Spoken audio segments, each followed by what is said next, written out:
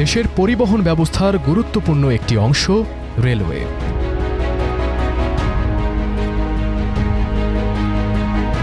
বাংলাদেশের রেল পরিবহন ব্যবস্থার সিংহভাগ পরিচালনা করে বাংলাদেশ রেলওয়ে।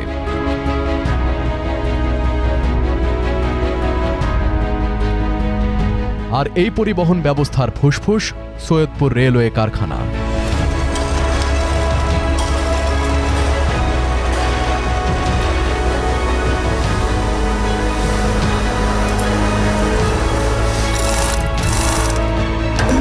যেখানে নির্মাণ ও মেরামত হয় ট্রেনের বগি ও মেশিনারিজ যন্ত্রপাতি।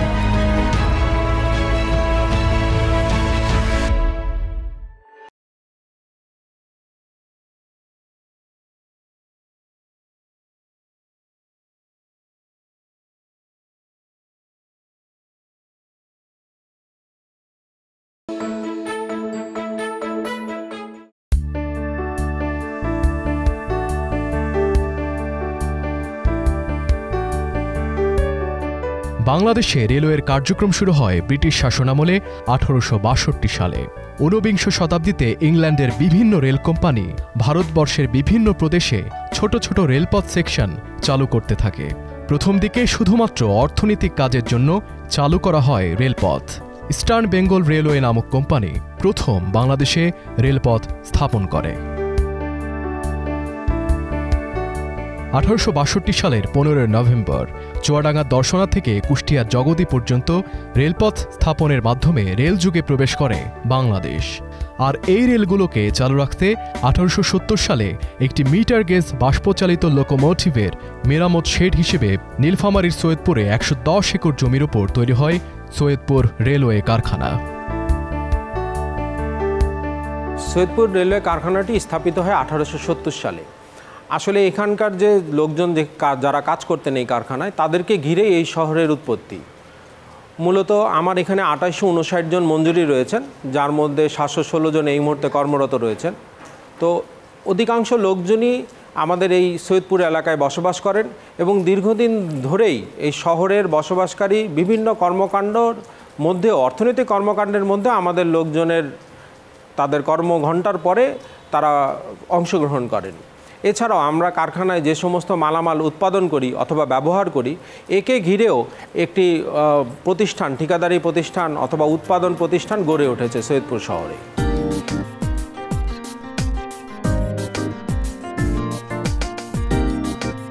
পরবর্তীতে মিটার গেজ ও ব্রড গেজ কোচ ও ওয়াগন মেরামতের জন্য প্রয়োজনীয় যন্ত্রাংশ স্থাপন করে 1953 সালে কারখানাটিকে সম্পূর্ণ সজ্জিত করা হয়।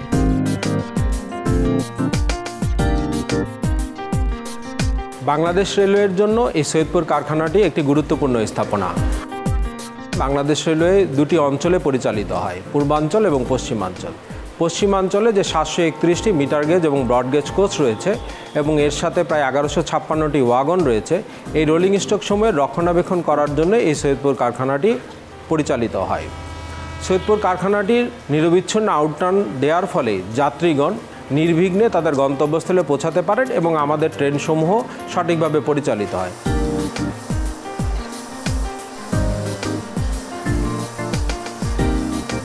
রেলওয়ের চলমান কোচ এবং ওয়াগনগুলোর ক্রমানুযায়ী মেরামতি এই কারখানার প্রধান কাজ। রক্ষণাবেক্ষণ করতে যে স্পেয়ার পার্টসমূহ লাগে, সেগুলো উৎপাদনও আমরা আমাদের নিজস্ব ওয়ার্কশপে করি।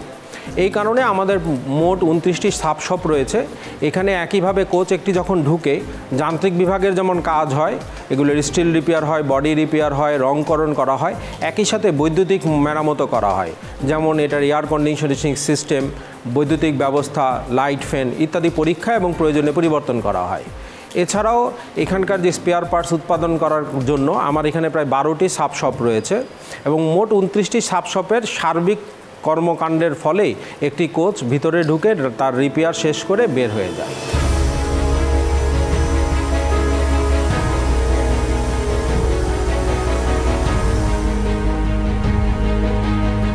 কারখানার এক একটি অংশ এক একটি কাজের জন্য বিশেষায়িত।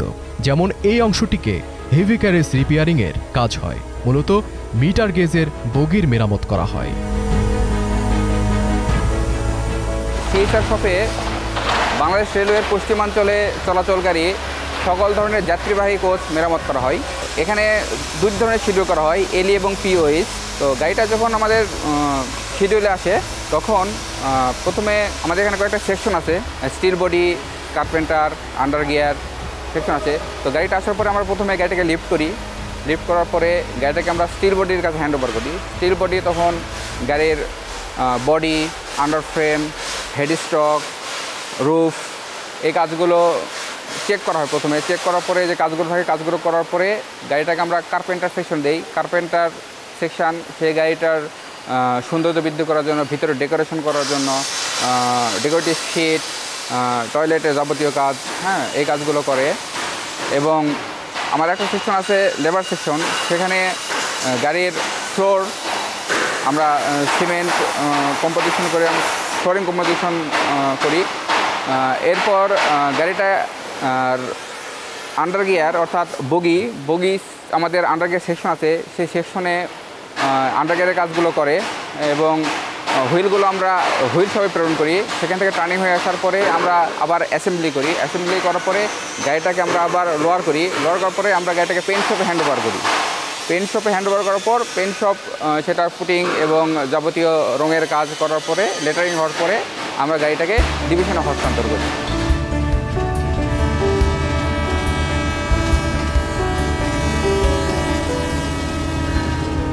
বাংলাদেশ রেলওয়েকে মূলত দুইটি অংশে ভাগ করা হয়। একটি অংশ যমুনা নদীর পূর্ব পাশে এবং অপরটি পশ্চিম পাশে।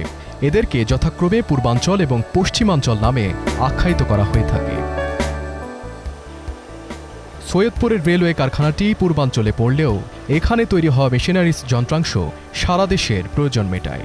এখানে মোট 25টি শপ রয়েছে, যেখানে মেরামতের কাজ করা হয় এবং ক্যারিজ ও ওয়াগনের জন্য তৈরি করা হয় সহস্রাধিক যন্ত্রপাতি।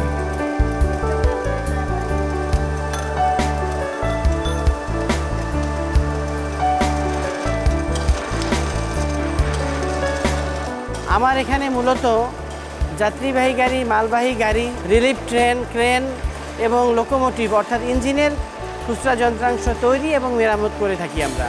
তো সেই খুচরা যন্ত্রাংশের মধ্যে উল্লেখযোগ্য আছে যাত্রীবাহী গাড়ির যেমন সুইং হ্যাঙ্গার নাট, ব্রেক বিম নাট, ড্রোভার, ড্রাফলিং, বাফার স্প্যান্ডেল ইত্যাদি। উৎপাদন মেশিন শপ গুরুত্বপূর্ণ এই জন্য যে উৎপাদন মেশিন শপ স্পেয়ার পার্টস তৈরি এবং মেরামত করে সরবরাহ না দিলে মূলত যাত্রীবাহী গাড়ি, মালবাহী গাড়ি, লোকোমোটিভ, রিলিফ ট্রেন, ক্রেন এগুলোর যে যথাসময়ে আউটটার্ন, যথাসময়ে মেরামত করে ডিভিশনকে বুঝিয়ে দেওয়া সম্ভবপর হবে না। রেলওয়ে ওয়ার্কশপের মধ্যে রয়েছে রেলওয়ে জাদুঘর,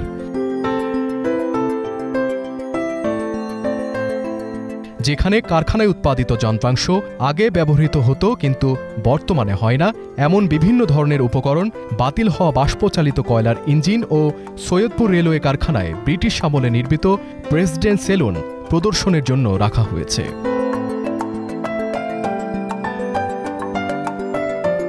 জাদুঘরটি শুধুমাত্র বাংলাদেশ রেলওয়ের সম্পদ নয়, বরং পুরো দেশ তথা বিশ্ব রেলওয়ের জন্য গুরুত্বপূর্ণ।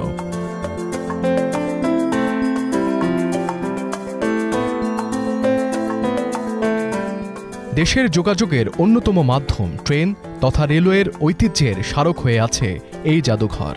অতীতকে ধারণ করার পাশাপাশি ভবিষ্যৎ প্রজন্মকে আমাদের ঐতিহ্য সম্বন্ধে জানতে সাহায্য করবে এই জাদুঘর।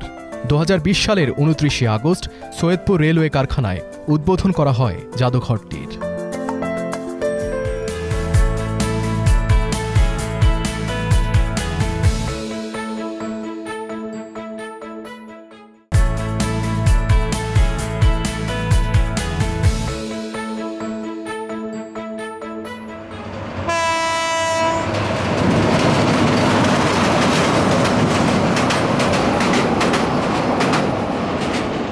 সারা দেশের প্রায় 3000 কিলোমিটার রেলপথে চলমান যাত্রীবাহী এবং পণ্যবাহী ট্রেনগুলোর নিরাপদ ও নিরবচ্ছিন্ন চলাচল নিশ্চিত করতে গুরুত্বপূর্ণ ভূমিকা রাখছে সৈয়দপুর রেলওয়ে কারখানা।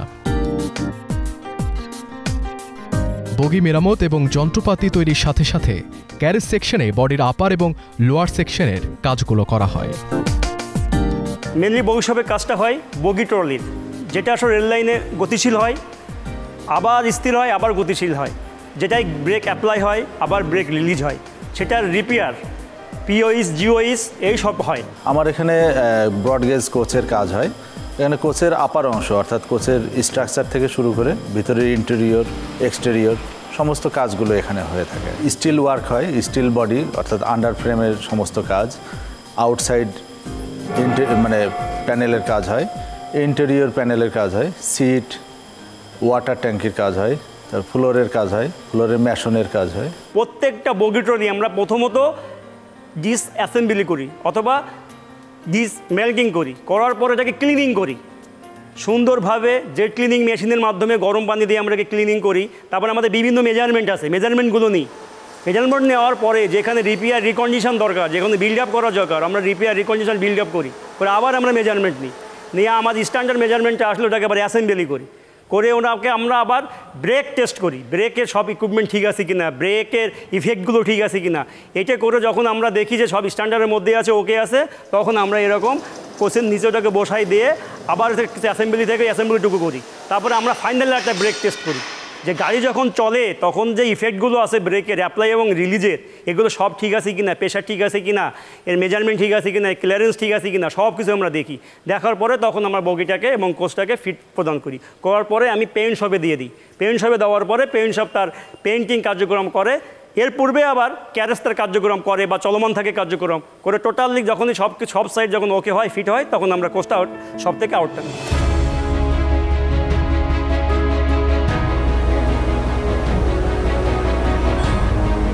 এই সেকশনে কাজের একটি গুরুত্বপূর্ণ অংশ হলো চাকা।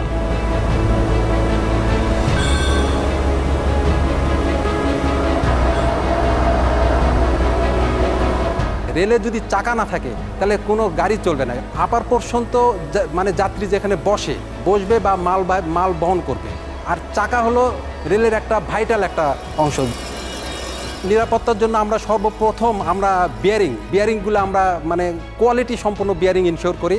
মেনলি যে বিয়ারিংগুলো আমরা মানে এখানে পড়াই সব বিয়ারিংগুলো Germany bearing, made in German আছে, টিম ইতালি আছে, বিভিন্ন মানে বড় বড় মানে গুরুত্বপূর্ণ বিয়ারিংগুলো আমরা এখানে ইউজ করি। বিয়ারিংয়ের কোনো কনসিডার আমরা এখানে করতে পারি না। আমরা যখন এখানে আসে বিয়ারিংগুলো আমরা ভালোভাবে ক্লিনিং করি। ক্লিনিং করার পর যদি দেখি যে কোনো বিয়ারিং খারাপ হয়ে থাকে, রোলার খারাপ হয়ে থাকে, সেই বিয়ারিংটা আমরা খুলে নতুন বিয়ারিং আমরা পরিয়ে দিই। এবং চাকার যদি ডায়ামিটার কমে যায়, কন্ডেমিং সাইজ হয়ে যায়, কন্ডেমিং সাইজ হয়ে গেলে চাকাটা এক্সেল থেকে বের করে নিই, মানে ডিএক্সেলিং করে নতুন চাকা আবার এক্সেলিং করে আমরা নতুন চাকা পরানো হয়।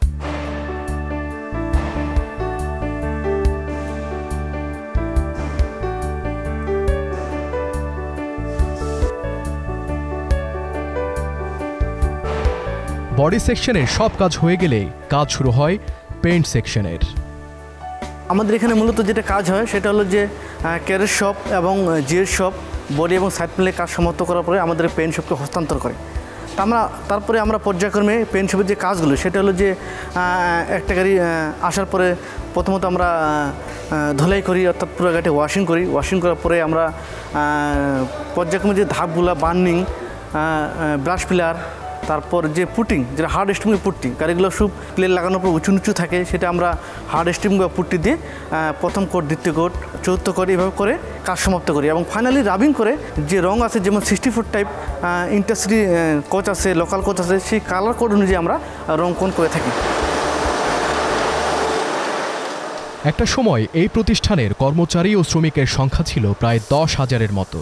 ধীরে ধীরে জনবল কমে যাওয়ার পরও এই কারখানায় 2 ইউনিটে মেরামতের কাজ করা হয়। বর্তমানে কারখানাটিতে সংকট রয়েছে জনবলের।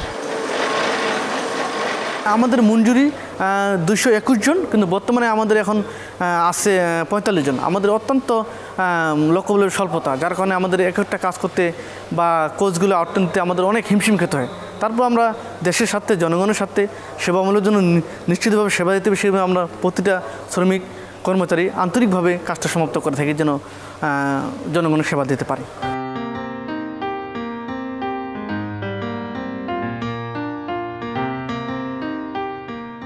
ওয়ার্কশপের একটি অংশে আছে শত বছরের পুরাতন মেশিনারিজগুলো। এই প্রতিষ্ঠানের একসময়কার ভাবগাম্ভীর্যই মনে করিয়ে দেয় মেরামত ও রক্ষণাবেক্ষণের পাশাপাশি একসময় কোচ ও ওয়াগন উৎপাদনও করা হতো এই কারখানায়। কিন্তু ১৯৯৩ সালে তৎকালীন সরকার রেল সংকোচন নীতির আওতায় এই উদ্যোগ বন্ধ করে দেয়। কারখানায় ক্যারেজ মেরামতের জন্য বা ক্যারেজ তৈরির ম্যানুফ্যাকচারিংয়ের জন্য যে প্রকল্পটি দরকার, সেই একটি প্রকল্প চলমান রয়েছে ভারতীয় অর্থায়নে। এটি যদি বাস্তবায়ন হয় তাহলে আমরা আশা করি যে ভবিষ্যতে আমাদের এখানে কোচ ম্যানুফ্যাকচার করতে সক্ষম হব। আসলে ১৯৯৩ সাল পর্যন্ত আমাদের এই কারখানায় কোচ তৈরি হতো। তো গোল্ডেন হ্যান্ডশেকের পরে আমাদের যে অভিজ্ঞ লোকবল তাদের চলে যাওয়া এবং দীর্ঘদিন জনবল নতুন নিয়োগ না হওয়া, অনভিজ্ঞতার কারণে, এছাড়াও বিভিন্ন সময় এই টুলস অ্যান্ড প্ল্যান্সগুলো অকেজো হয়ে যাওয়ার কারণে আমাদের এখানে কোচ ম্যানুফ্যাকচারিং বন্ধ হয়ে যায়। তা আমরা আশা করছি যে একটি প্রকল্প চলমান রয়েছে, সেই প্রকল্পটি শেষ হলে তখন আমরা আবারও এই সৈয়দপুর কারখানায় কোচ মেরামত বা তৈরি করতে পারব।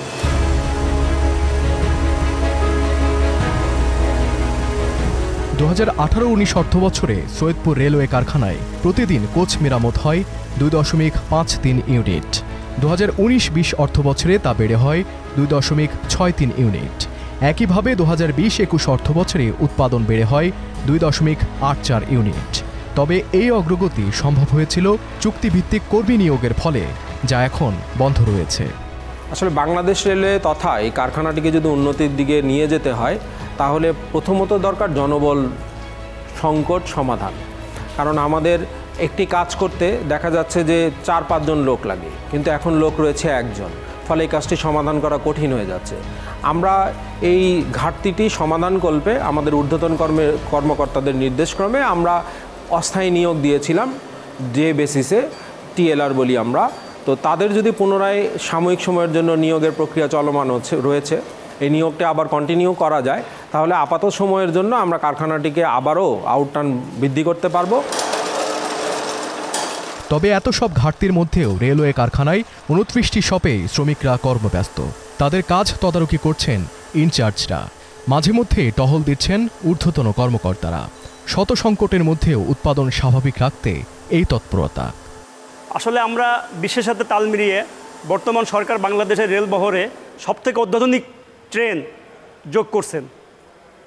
80-100 স্পিডে আমাদের ট্রেন চলে। এরকম 80-100 স্পিডে আমাদের ট্রেন চালাইতে হলে আমাদের যে লোকবল দরকার, দক্ষ লোকবল, তার এগেনস্টে আমাদের মাত্র 1/4, 4/1 জনবল আছে।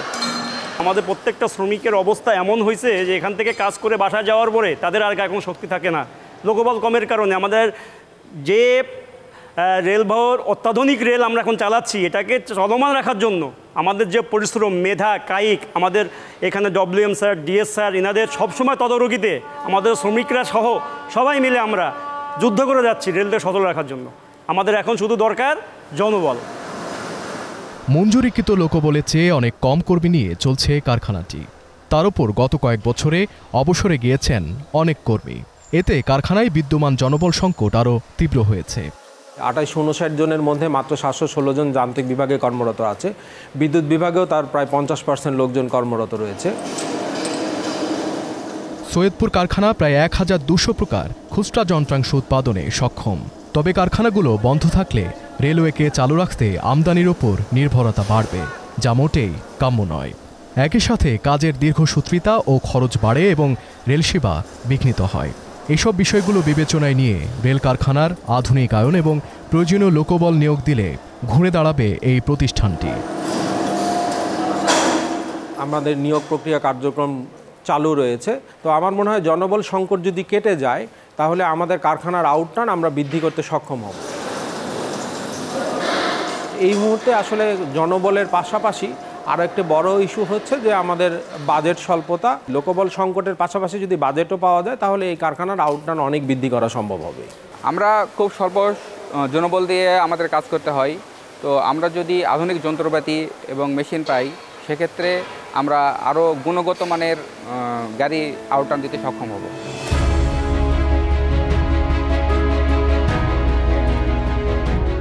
রেল একটি আরামদায়ক ও তুলনামূলক সাশ্রয়ী পরিবহন ব্যবস্থা। পর্যটনকে আকর্ষণীয় ও বিদেশি পর্যটক আকর্ষণ করাতে বিকল্প নেই রেলের। আর রেলওয়েকে সচল রাখতে বিকল্প নেই সৈয়দপুর রেলওয়ে কারখানার। প্রয়োজনীয় জনবল এবং আধুনিক প্রযুক্তির ব্যবহার ও যন্ত্রপাতি আধুনিকায়ন হলে কারখানাটি আরও উন্নত সেবা দিতে পারবে রেল বিভাগকে।